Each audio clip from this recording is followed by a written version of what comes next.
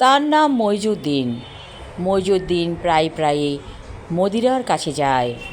তার স্ত্রী সন্তান আছে, তারপরও মদিরার কাছে অন্যরকম আকর্ষণ। মেয়েটি এমনভাবে তাকে আকর্ষণ করে, মনে হয় মদিরার গায়ে কী যেন একটা সুবাস আছে। একদিন কথায় কথায় মদিরাকে জিজ্ঞেস করেছিল, তোমার শরীরের বাসনাই অনেক সুন্দর, কী মাখো শরীরে? মদিরায় এড়িয়ে গিয়েছিল, বলতে চায়নি সেই কথাটা। কিন্তু মইজুদ্দিন তকে তকে আছে, জানতে হবে কি ইউজ করে মদিনা, কারণ অনেক পারফিউম ক্রিম সে ব্যবহার করেছে, কিন্তু মদিরার গায়ের সুবাস অন্যরকম। একদিন মদিরা বলেছিল, এই সুবাস আমার না, একজন আমাকে দূর দেশ থেকে এনে দেয়। শুনে চমকে উঠে বলেছিল মইজুদ্দিন, তোমার সাথে কি জিন বা পড়ি আছে? নইলে এই সুবাস কোথা থেকে আসে?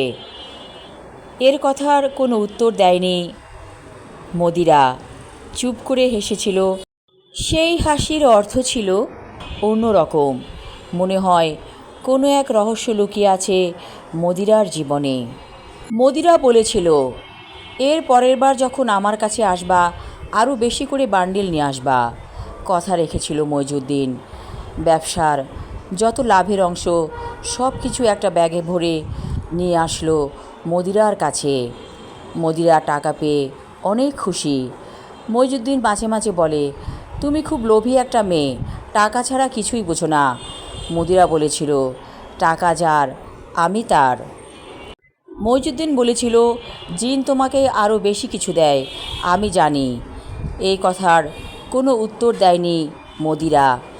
একদিন মইজুদ্দিন অসুস্থতার ভান করে থেকেছিল মদিরার বাসায়।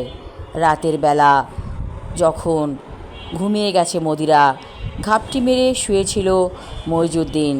হঠাৎ দেখল ঘর আলো করে সেখানে কেউ এসেছে। সারা ঘর ভরে গিয়েছিল সুবাসে। যেই সুবাস মদিরার গা থেকে আসে, সেই সুবাস আসছে তার শরীর থেকে। অশরীরী কেউ একজন পাশে বসে বলল, মদিরা, আমি এসেছি। মদিরা বলল, আজ তো মইজুদ্দিন আমার ঘরে, সে বলেছিল অন্য ঘরে চলো। তারপর মদিরাকে নিয়ে অশরীরী কেউ নিয়ে গিয়েছিল তাকে অন্য ঘরে। বিছানায় পড়েছিল অনেক উপহার।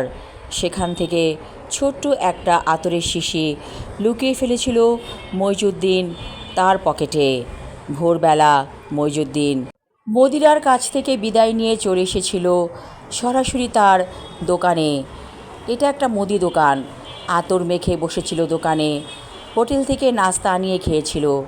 আর কি অবাক কাণ্ড, দোকানে ভিড় লেগেছিল সেদিন অনেক বেশি। বিক্রির পর বিক্রি হচ্ছিল।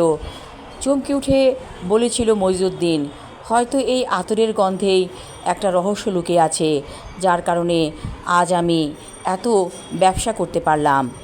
তারপর প্রায়ই মইজুদ্দিন মদিরার কাছ থেকে লুকিয়ে আতর নিয়ে আসতো চুরি করে, এবং সেই আতর গায়ে মেখে বসে থাকতো মুদি দোকানে। কাস্টমারের ভিড় লেগেই থাকতো তারপর থেকে। দিনে দিনে ব্যবসার অনেক উন্নতি হয়ে গেছে মইজুদ্দিনের। তার পাকা দালান উঠেছে 2টা। সবাই বলাবলি করতে লাগলো, মইজুদ্দিন জানি কি পেয়েছে, তার দোকানে এত ভিড় লেগে থাকে কেন? কাস্টমারদের জিজ্ঞেস করলে বলে, আমরা ওর দোকানে অনেক ভালো জিনিস পাই, যার কারণে ওখান থেকে আমরা জিনিসপত্র কিনে থাকি। একদিন অনেক রাত মইজুদ্দিনের বাসায় যেতে ইচ্ছে করছে না, ইচ্ছে করছে পরোটা আর হালুয়া খেতে। হঠাৎ একজন খদ্দের এলো ওর দোকানে। বলল, ভাই, আপনার দোকানে কি আতর আছে?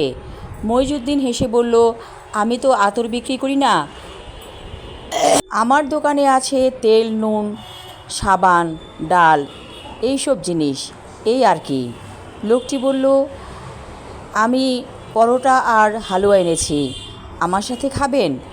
মইজুদ্দিন অবাক হয়ে গেল এই কথা শুনে, কারণ এই খাবারটাই তো সে খেতে চাইছিল। সে বলল, খাবো। তখন লোকটি ওর পাশে বসলো, পরোটা আর হালুয়া দিল খেতে।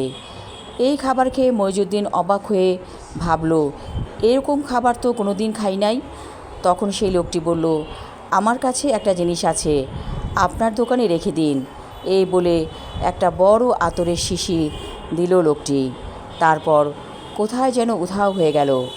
মইজুদ্দিন বুঝতে পারল এই সেই জিন যে কিনা মদিরার সাথে দেখা করে। আমি আমার লেখা ছোট গল্প সে পর্ব 2 পড়লাম। পরবর্তী অংশ থাকবে আগামী পর্বে। ধন্যবাদ।